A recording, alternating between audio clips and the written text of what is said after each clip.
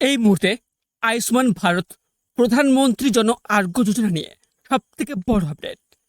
গত 15 June, 16 June এবং 17 June আপনাদের এলাকার জনকল্যাণ শিবিরে যারা যারা এখনো পর্যন্ত আয়ুষ্মান ভারত কার্ডের জন্য আবেদন করেন নাই বা করার সুযোগ পাননি, এবার আপনাদের জন্য রয়েছে বেশ খুশির খবর।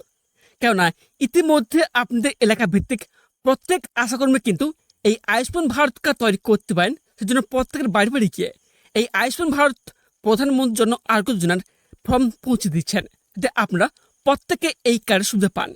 এর প্রশ্ন হচ্ছে, ফর্মের ঠিক কোন জায়গায় অর্থাৎ কোন অপশানে কি লিখবেন এবং ফর্মের সাথে কী কী ডকুমেন্টস দিতে হবে, সমস্ত কিছু A to Z আলোচনা করব এবং লাইভ দেখাবো কী করে ফর্ম ফিল আপ করবেন।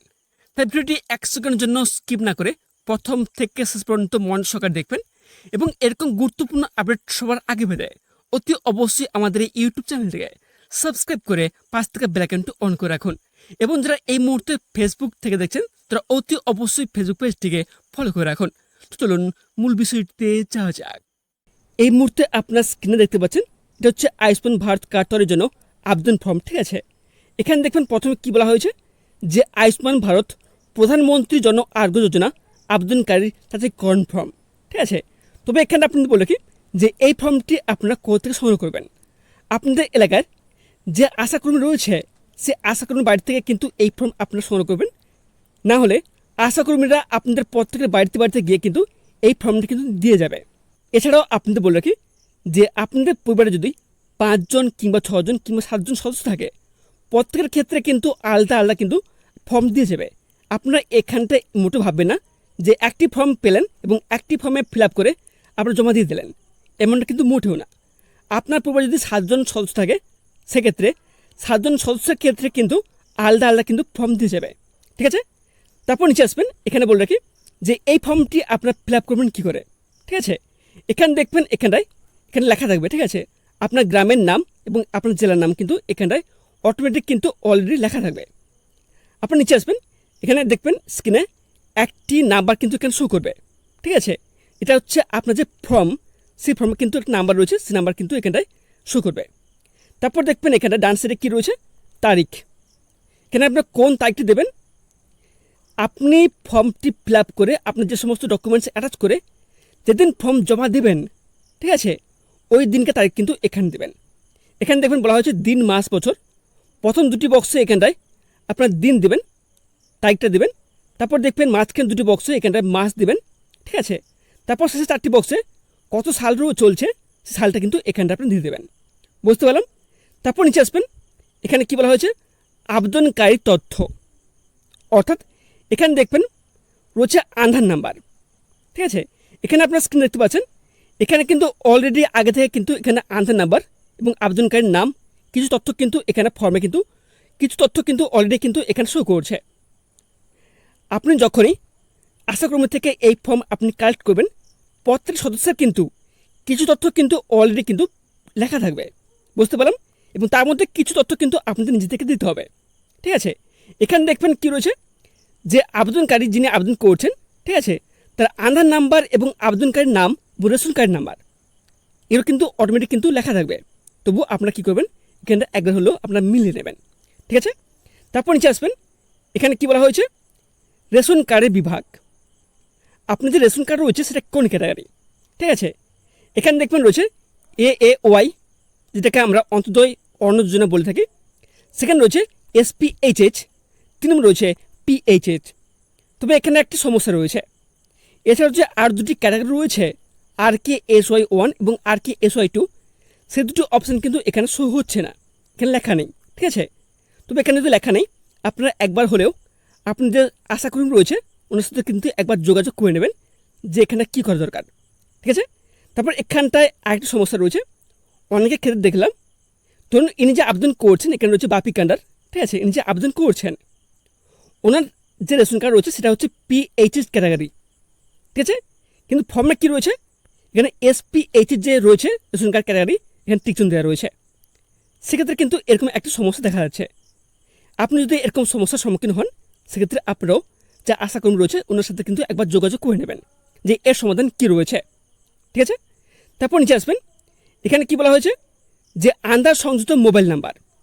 এখানটায়ও একটি সমস্যার সম্মুখীন হচ্ছেন অনেকে, ঠিক আছে। এখানে কিন্তু অলরেডি কিন্তু একটি নাম্বার কিন্তু শো করছে, এখানটায় অলরেডি কিন্তু একটি নাম্বার শো করছে।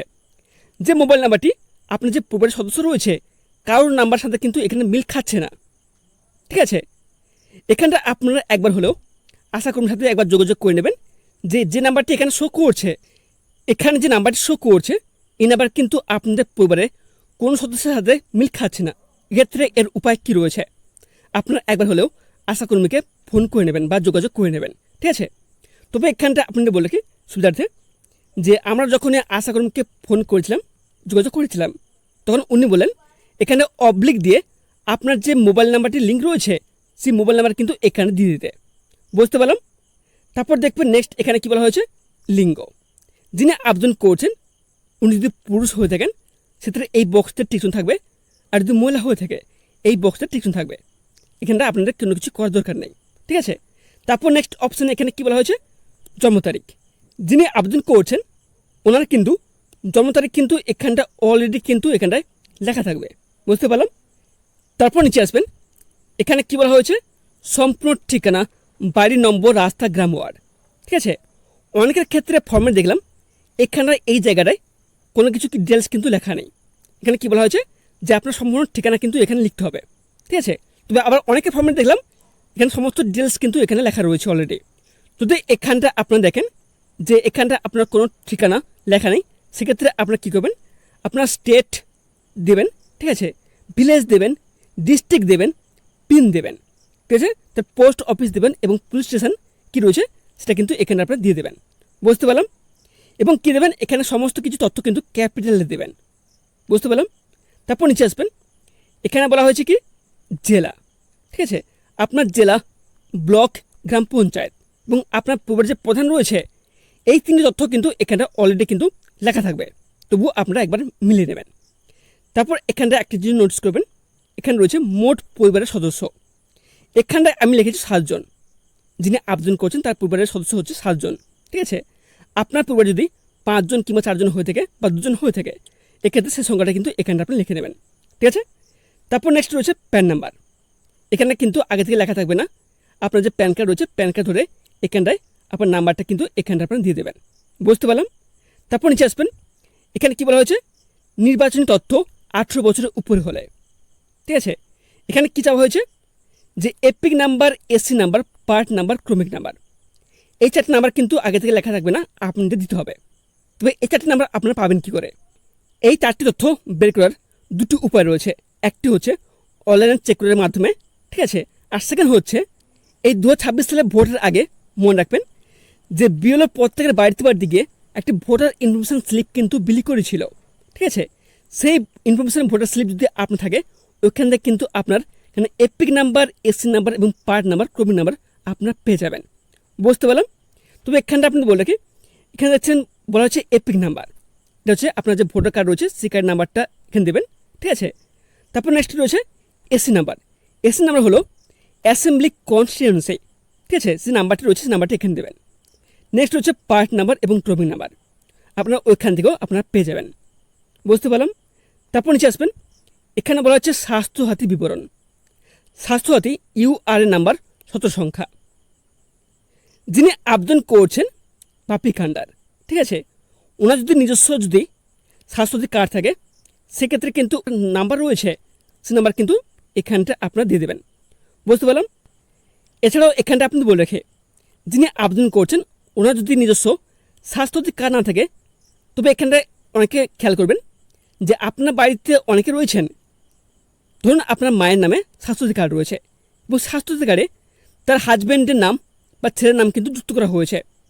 সেক্ষেত্রে যদি আপনি দেখেন যে আপনার নামে কিন্তু স্বাস্থ্যসাথী কার্ড নেই কিংবা আপনার মায়ের নামে কিংবা বাবার নামে যে স্বাস্থ্যসাথী কার্ড রয়েছে সেই স্বাস্থ্যসাথী কার্ডে কিন্তু আপনার নাম যোগ রয়েছে, সেক্ষেত্রে আপনারা কী করবেন, আপনার বাবার যে স্বাস্থ্যসাথী কার্ড রয়েছে কিংবা মায়ের যে স্বাস্থ্যসাথী কার্ড রয়েছে সেই স্বাস্থ্যসাথী কার্ডের নাম্বার কিন্তু এখানে আপনি দিয়ে দেবেন। বুঝতে পারলাম। তারপর নিচে আসবেন, এখানে দেখবেন বলা হয়েছে রিসিপ্ট, ঠিক আছে। এখানটা আপনার কোনো কিছু দেবেন না, এখানে কিন্তু অলরেডি কিন্তু লেখা থাকবে। কী লেখা থাকবে, আধার নাম্বার লেখা থাকবে, আবেদনকারীর নাম যিনি আবেদন করছেন, রেশন কার্ড নাম্বার, ঠিক আছে, জন্ম তারিখ এবং লিঙ্গ এখানে কিন্তু অলরেডি কিন্তু লেখা থাকবে। এখানটা আপনারা কোনো কিছু করবেন না। এটা সম্ভবত আপনি যখন ফর্ম জমা দেবেন, ঠিক আছে, এটা কেটে কিন্তু আপনাদের দিয়ে দেওয়া হবে। এবার আসি দ্বিতীয় ফর্মে।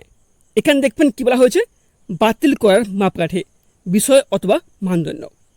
এখানে দেখুন ফার্স্ট অপশন কী বলা হয়েছে, যে পরিবারের বার্ষিক আয় 8 লক্ষ টাকার বেশি।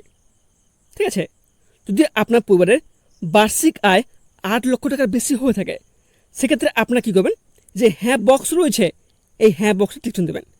যদি 8 লক্ষ টাকা না হয়ে থাকে, সেক্ষেত্রে আপনারা যে না বক্স রয়েছে না বক্সটিতে আপনি টিকটুন দেবেন। বুঝতে পারলাম? তারপর দেখবেন নেক্সট এখানে কী বলা হয়েছে, যে পরিবারের কোনো সদস্য আয়কর প্রদান করে। ঠিক আছে, যদি আপনার পরিবারের কোনো সদস্য আয়কর প্রদান করে, সেক্ষেত্রে আপনারা যে হ্যাঁ অপশান রয়েছে এই হ্যাঁ অপশানটিতে টিকটুন দেবেন। যদি না হয়ে থাকে না বক্সটিতে টিকটুন দেবেন। তারপর নেক্সট কী বলা হয়েছে, যে SIR অথবা WBLA 2026 নির্বাচনের জন্য ASDD তালিকায় নাম পাওয়া গেছে। যদি নাম পাওয়া গেছে, সেক্ষেত্রে আপনার হ্যাঁ অপশান টিকটুন দেবেন, নাহলে না অপশানটিতে টিকটুন দেবেন। বুঝতে পারলাম? তারপর দেখবেন নেক্সট এখানে কী বলা হয়েছে, SIR অ্যাপিল ট্রাইব্যুনালে আবেদন বিচারাধীন রয়েছে। অর্থাৎ আপনি কি SIR ট্রাইব্যুনালে আবেদন করেছিলেন এবং বিচারাধীন রয়েছে, সেক্ষেত্রে আপনারা হ্যাঁ বক্সটি টিকটুন দেবেন, নাহলে না বক্সটিতে টিকটুন দেবেন। বুঝতে পারলাম? তারপর দেখবেন নেক্সট অপশান কী রয়েছে, CAA আবেদন মুলতবি রয়েছে। আপনি কখনও CAA এর জন্য আবেদন করেছেন? যদি করে থাকেন, সেক্ষেত্রে আপনারা এই হ্যাঁ বক্সটা টিকটুন দেবেন, নাহলে যদি আবেদন না করে থাকেন আপনারা না বক্সতে টিকটুন দেবেন। বুঝতে পারলাম?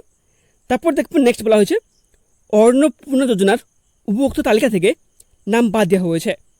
অর্থাৎ যিনি আবেদন করছেন উনি যদি মহিলা হয়ে থাকেন, ঠিক আছে, ওনার নাম যদি অন্নপূর্ণা যোজনা থেকে নাম বাতিল দিয়ে দেওয়া হয়ে থাকে, সেক্ষেত্রে আপনারা হ্যাঁ বক্সটা টিকটুন দেবেন, নাহলে না বক্সটা টিকটুন দেবেন। তবে এখানে একটা সমস্যা রয়েছে। দেখা গেল যিনি আবেদন করছেন তিনি কিন্তু কয়েকদিন আগে অন্নপূর্ণা যোজনায় আবেদন করছেন। সেক্ষেত্রে কিন্তু ওনাদের পক্ষে জানা সম্ভব নয় যে ওনাদের অন্নপূর্ণা যোজনা থেকে ওর নাম বাদ দেওয়া হয়েছে কি বাদ দেওয়া হয়নি। সেক্ষেত্রে আপনারা কী করবেন, সেক্ষেত্রে যে না বক্স রয়েছে এই না বক্সটিতে আপনারা টিকটুন দেবেন। বুঝতে পারলাম?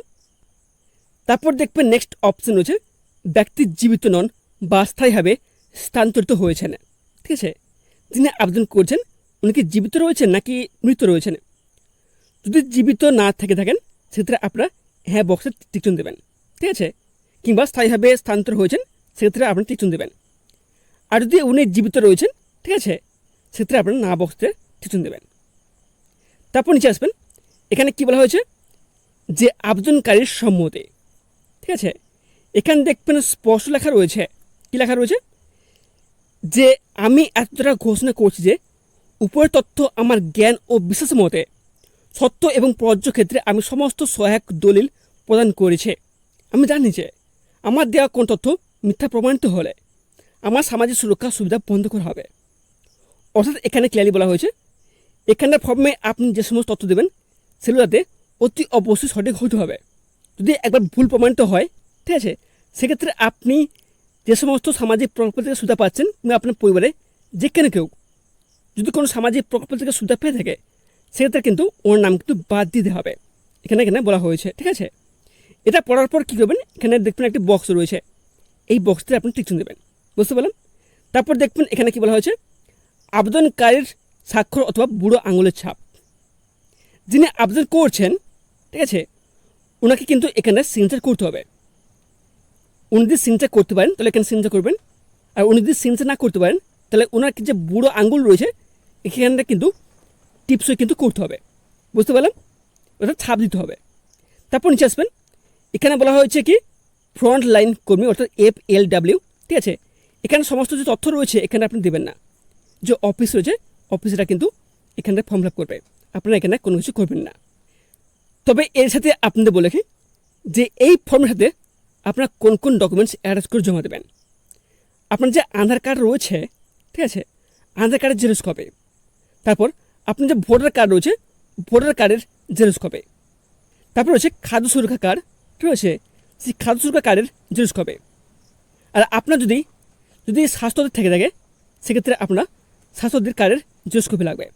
এবং প্রত্যেক জেরক্স কপি কার্ডের নিচে আপনাদের কিন্তু সেলফ অ্যাটেস্টেড অর্থাৎ সিগনেচার কিন্তু করতে হবে। করে এই যে দুটি ফর্ম রয়েছে এই দুটি ফর্মের সাথে কিন্তু আপনাদের অ্যাটাচ করে আপনার যে আশাকর্মী রয়েছে আশাকর্মীর কাছে আপনাদের দিয়ে আসতে হবে। তো এইভাবে কিন্তু আপনারা খুব সহজেই নিজে থেকে ফর্ম ফিল আপ করে নিতে পারবেন।